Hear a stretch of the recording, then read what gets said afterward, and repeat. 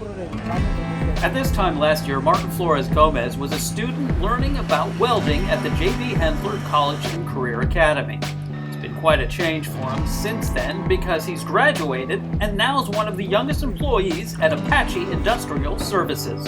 It's pretty much rewarding. I guarantee I've been able to help my family out, help myself out as well, making my family happy. They're like, you did it. Like, look at you now. Nobody thought you were going to do it, and look at you now. Like, you did it so far. Gomez was able to get his jump start to his career by being one of several seniors from Alvin ISD to sign contracts for employment right out of high school through the district's partnership with the Brazoria County Petrochemical Council and the C3 Construction Career Collaborative.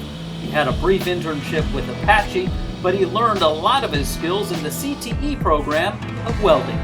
Because he was basically preparing me for what's going to be next on me. So in welding class was a big help, following directions properly. And he had the opportunity to work with many of the same instruments of the trade that professionals use.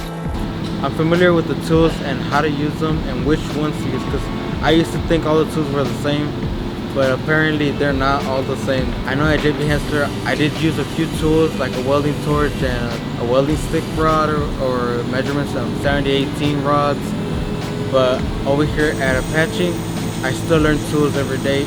Gomez is just a few months out of high school, earning good money and looking forward to buying a new truck soon. But he knows it was all possible by putting in the extra effort to be part of that work placement program. I figured it's all worth it for me.